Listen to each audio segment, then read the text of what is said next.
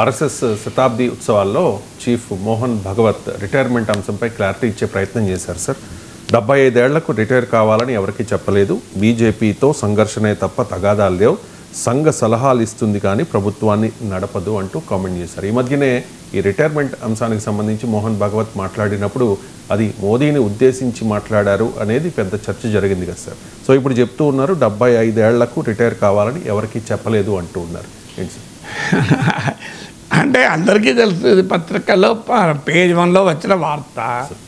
ఒక పుస్తకావిష్కరణ సభలో మాట్లాడుతూ ఆర్ఎస్ఎస్కి చెందిన ఒక గతంలో ఆర్ఎస్ఎస్ నాయకత్వం ఇచ్చిన ఒక ప్రముఖ వ్యక్తిని కోట్ చేస్తూ మోహన్ భగవత్ అన్నది ఏంటంటే 75 ఏళ్ళ వయసులో శాలువా కప్పారంటే అర్థం నువ్వు విశ్రాంతి తీసుకో, కొత్త వారికి అవకాశం ఇవ్వు అని చెప్పినట్లే అని.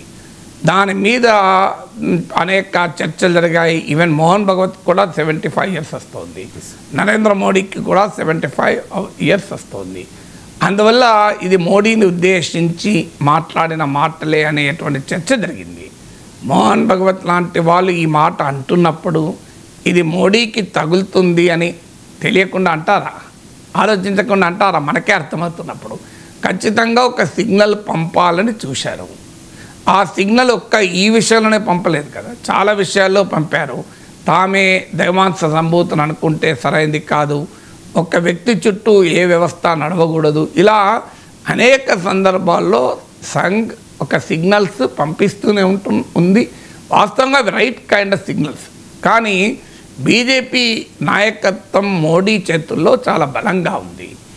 ఆర్ఎస్ఎస్ కోరుకునేది, ఆర్ఎస్ఎస్కు మోడీతో వ్యక్తిగతమైన ఇష్యూ కాదు కదా ఇది. So it is in relation to the way you run the organisation. బీజేపీని ఎలా రన్ చేస్తావనే దానిపైన విమర్శలు. ఎందుకంటే వ్యక్తిగతంగా చూసినప్పుడు ఆర్ఎస్ఎస్ ఎజెండాను మోడీ ఇంప్లిమెంట్ చేసినంత ఎఫెక్టివ్గా ఈవెన్ వాజ్పేయి కూడా ఇంప్లిమెంట్ చేయలేదు. అప్పుడున్న రాజకీయ పరిస్థితులే కారణం కావచ్చు, వాజ్పేయికి ఉండే స్వభావం కూడా కారణం కావచ్చు. కానీ మోడీ హయాంలో ఆర్ఎస్ఎస్ ఎజెండా పూర్తి స్థాయిలో అమలవుతుంది.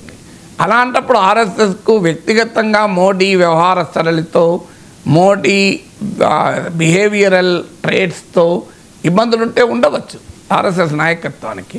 కానీ ఆర్ఎస్ఎస్ ఎజెండాను అమలు చేస్తున్న మోడీకి పట్ల ఆర్ఎస్ఎస్కు వ్యతిరేకత ఉండటానికి అవకాశం లేదు. వ్యక్తులుగా కొంత ఎక్కడన్నా గ్యాప్ ఉంటే ఉండవచ్చేమో, కానీ ఆర్ఎస్ఎస్ అనే సంఘటనకు, భారతీయ జనతా పార్టీకి ఆర్ఎస్ఎస్ అనే సంఘటనకు నరేంద్ర మోడీకి మధ్య ఐడియాలజికల్ గ్యాప్ లేదు.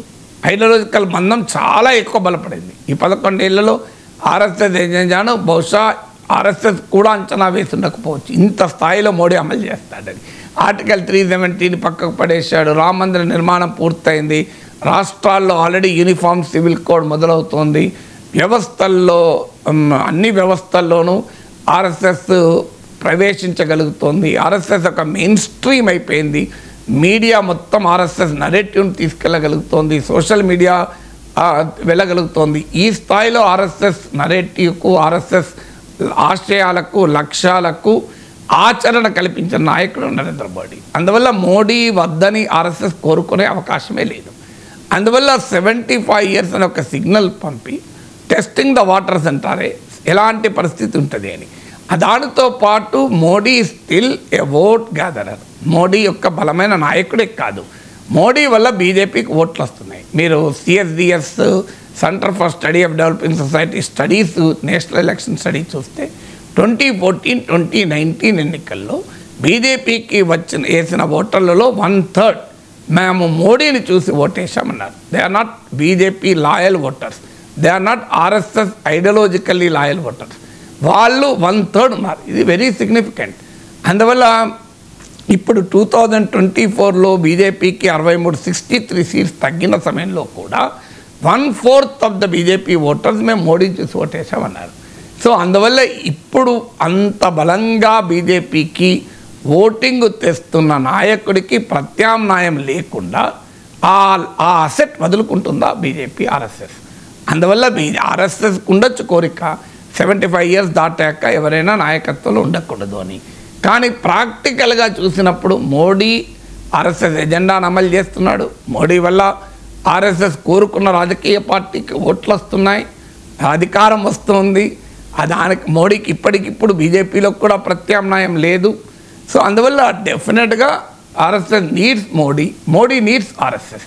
అందువల్ల అక్కడ అడపాదడపా కొన్ని వ్యాఖ్యల వల్ల కావచ్చు, కొన్ని అంశాలపై కావచ్చు డిఫరెన్సెస్ ఉంటాయి, కానీ అవి డిస్ప్యూట్స్ కావు. అర్థం కావాల్సింది డిఫరెన్సెస్ వేరు, డిస్ప్యూట్స్ వేరు, విభేదాలు వేరు, వివాదాలు వేరు. ఆర్ఎస్ఎస్కు మోడీకి మధ్య వివాదాలు ఉండవు, విభేదాలు ఉంటాయి. వివాదాలు కాకుండా ఎప్పటికప్పుడు జాగ్రత్త పడుతూ ఉంటారు. సో అలా వివాదం అయింది కనుక మోహన్ భగవత్ ఈ క్లారిఫికేషన్ ఇచ్చారు. అది వివాదం పెరగకుండా ఉండటానికి, అది విభేదంగానే మిగిలిపోవాలని. అంటే 75 ఏళ్లలో రిటైర్ కావాలి అన్నది ఆర్ఎస్ఎస్ భావన, లేదు 75 ఏళ్ళైనా ఉండాలన్నది మోడీ ఆలోచన. ఈ రెండింటి మధ్య విభేదమే తప్ప వివాదము లేదు అనే సందేశాన్ని ఆర్ఎస్ఎస్ సర్సంఘచాలక్ ఇస్తున్నారు. ఆర్ఎస్ఎస్ అధినేత ఉద్దేశం బీజేపీతో ఉండేవి మాకు విభేదాలు మాత్రమే, వివాదాలు కాదు, బీజేపీ నాయకత్వంతో, బీజేపీతో కాదు. సో అదొక సంకేతాన్ని ఇచ్చేటువంటి ప్రయత్నం చేస్తున్నారు.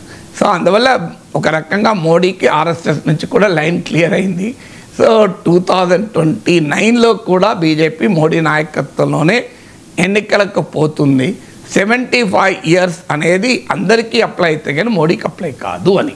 ఎందుకంటే బీజేపీలో కూడా అదే పద్ధతి కదా. ఇప్పుడు ఇక్కడికి వచ్చే వరకు మన మంత్రి పదవులు వచ్చే వరకు ఒకే కుటుంబం నుంచి ఇద్దరికి ఎందుకు ఇవ్వాలి అంటారు కాంగ్రెస్లో. మరి ఒకే కుటుంబం నుంచి ప్రియాంక గాంధీ, రాహుల్ గాంధీ లేరా, సోనియా గాంధీ, ముగ్గురు ఉన్నారు కదా. సో కాంగ్రెస్లో కూడా రూల్ ఏంటి, ఏ ప్రిన్సిపల్ అయినా గాంధీ కుటుంబానికి వర్తించదు, వాళ్ళ ఎగ్జంప్షన్. ఇక్కడ కూడా ఏ ప్రిన్సిపల్ కూడా మోడీకి వర్తించదు. అయినా మీకు కర్ణాటకలో యడియూరప్ప అవసరాన్ని గుర్తించి ఆయన విషయంలోనే రిలాక్సేషన్ ఇచ్చారు కదా. ఎందుకంటే ముందే జాగ్రత్త పడ్డాడు మోడీ, ఇది రేపు తన ఒక్కరికే రిలాక్సేషన్ ఇచ్చినట్టుగా కనబడకూడదని యడియూరప్పకు రిలాక్సేషన్ ఇచ్చి లైన్ క్లియర్ చేసుకున్నారు. ఇప్పుడు ఆర్ఎస్ఎస్ చీఫ్ వ్యాఖ్యలతో మోడీకి ఇక లైన్ క్లియర్ అయినట్లే.